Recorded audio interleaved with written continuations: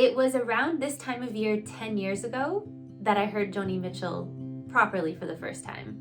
I was living in Scotland and I came across a video of her performing California from 1970.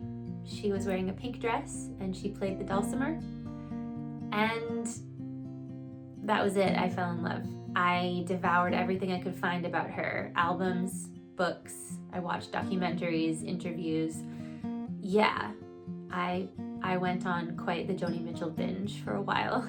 I remember listening to Clouds for the first time, like the entire album, and I listened to it all the way through while I was painting. And something so weird happened. It felt like even though it was the first time I was hearing these songs, I could have sworn I had heard them before, but not just like heard them in the background somewhere or on the radio or whatever. Like it felt like I was there while they were being written or something. But I just knew where she was going melodically and lyrically. It was weird. After my time in the UK, I started performing her songs kind of here and there in my sets, and I just received such great feedback right off the bat. When I sang her songs, it really seemed to touch people who are Joni Mitchell fans. And a few years later, I put together a Joni Mitchell tribute show, and I think we only performed twice, and then the pandemic happened, and then we just sort of disbanded. And since then, I've just continued to always include a Joni song in my sets when I play live. And a lot of folks in my local music scenes just associate me with Joni Mitchell, which is a huge compliment. And so I knew that at some point I needed to record something. I needed to make something that just celebrated this area of my musical life. And I don't know what happened. A few months ago, I just decided I'm gonna do it myself. I'm just gonna take a couple of months and make it a priority. And that's just how it is with being an artist. You just wake up one day and you are inspired and you just go with it. And that's what happened here. There was hesitation in the beginning because I was thinking that I couldn't take it on myself. I really felt I wasn't competent enough on the guitar. The thing with Joni Mitchell's music is she kind of makes up her own tunings and really does her own thing, so it can be difficult to replicate. But when I play her music on my own, I just play these simple versions, usually with standard tuning, because I use instruments to accompany my vocal. That's really as far as my interest in music goes. I'm a very basic guitar player. I'm a very basic everything player.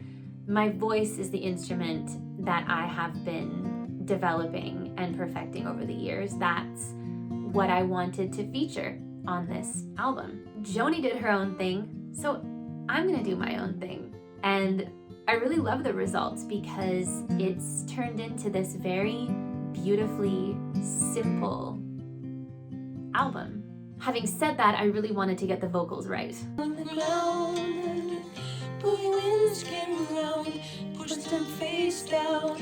Bully winds came round, bully winds came round, pushed them face down. Bully winds came round, pushed them face down. Bully winds came round, pushed them face down. Welcome to another recording session of the Joni Mitchell cover album. Tonight, a case of you. So we are appropriately drinking red wine while recording the vocals. And honestly, I don't know if it's just because I started my period today, but I can't get through this song without crying. Even just talking about it is making me want to start crying. There's something about this song. And we're gonna try to get through it. I'm all like flush because I'm drinking wine. Let's give it a shot. No woman, no cry. Okay, so I've been recording a case of you with the lights off, and it really helps. It's really important to me that I get this one done in one take. I've done one and I like it. I'm gonna do it again and see if I can get a better one. But I might have it. Just before our love got lost, you said I am as constant as a northern star, and I said. Both sides now. I think I want this to be the last track. Oh my God. So I don't know what I did to my shoulder, but I like can't lift this arm without feeling like a hot knife is being thrust into my joint. I don't know what that is. So this is the only song on the album that I actually use the proper tuning for, like guitar tuning, that is. And I did my best to make it sound like the original, but I don't think I'm playing the chords in the correct order. I listened to a bunch of performances of it, and I watched a few like tutorials of how to play it, and I just did my best. So it's the middle of the day. I was in class until just under an hour ago, and I have to teach in 2 hours. So this is my window of time I have today to record, and we're gonna do it. I don't really feel like it, and I hate that because I want the vocals to come from a genuine place, and yeah, I know it will start to happen though, especially once I start to sing it a few times. I love this song, obviously. I love all these songs. So it will come. Yeah, but I have to just like start.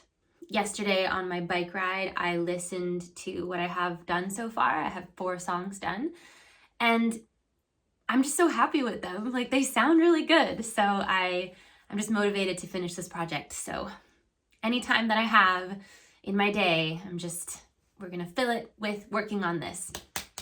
Yes, structure, discipline. Okay.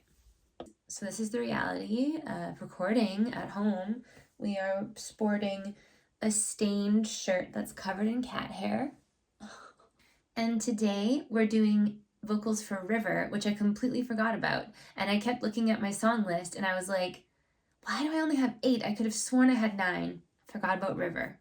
Because River is kind of a Christmas song, so it feels weird to be singing it right now, but I have to include it.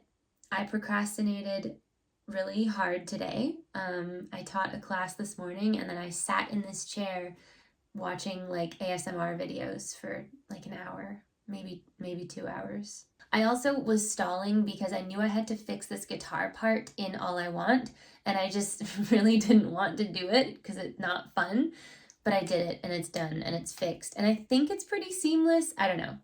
But again, this album is all about the homegrown, like DIY imperfections. Yeah, so we're not fussing. We are not fussing. There's been a few times where I've had to check lyrics and I've realized that I've been singing them wrong. Like in California, she says, still a lot of lands to see. But for some reason, I always say, still got a lot of lands to see, which doesn't make sense because there's like way too many syllables. So I'm like, still got a lot of lands to see.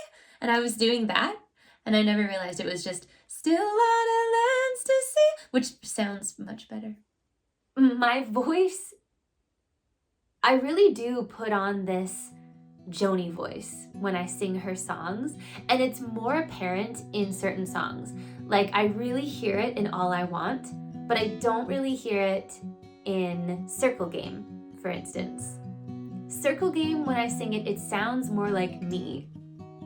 But All I Want and A Case of You, I don't know who that is. I don't know who that is that's coming out of me. The songs I ended up choosing were, honestly, they were the simplest songs to play out of a long list of favorites, if that makes sense. I actually originally had 11 songs on the list for the album, but 2 of them I just could not do justice, so I had to leave them out. I'm not gonna tell you what they were. And who knows, there could be a Jessica May covers Joni Mitchell Volume 2. I don't know. And maybe that project I could bring on some musician friends to give me a hand. The album art was a very important part of this project. I knew if I was going to make a Joni Mitchell cover album, there was only one possible cover I would use for it. On the cover of Clouds, Joni has done a self-portrait, and she's holding a lily up to her face, and there's like ocean and some sort of castle-like structure behind her. And I just decided the only way I was going to release a cover album is if I did the same thing. but a portrait of myself. So that's what I did. And listen, I'm not a portrait artist, okay? I mainly draw cartoons and very whimsical things. I illustrate for children's books and that kind of thing. So I did my best. I actually do think it looks like me. Of course, the album art needed to be square and I didn't paint it on a square canvas. So I had to enlist my partner, Tyler, to Photoshop it and extend it to make it fit. But here it is. This took me a couple of days to do, and you know, with this whole project, I just decided I'm not going to fuss with every little detail. I wanted it to be as organic and as homemade as possible. I tend to beat myself up over every little mistake that I make when it comes to my art. And I don't know, this project just really taught me not to do that. Most of the album was recorded right here in my office. I'm surprised you can't hear any cats meowing or birds chirping on any of the tracks. This is a very special project to me, and I'm so glad I did it. Typically when I make something, it's in pursuit of something to do with my career, to advance it in some way, but really when it comes to this project, I just needed to make it. There's no agenda behind it. You can listen to it or not listen to it. You can like it or not like it. I'm just so glad I made it. Like, it just feels like something that I had to get out, and in 50 years, I'm excited to listen back to it. It's just special to me. I mean, I hope you like it, but it's okay if you don't, because I really made it for me. The act of making art is enough in itself. And that is something that Joni Mitchell just radiates. And I guess that's why I love her. Yeah, she radiates creativity. And that is something that I connect with so deeply. My Joni Mitchell cover album is now available to stream everywhere. So go listen to it.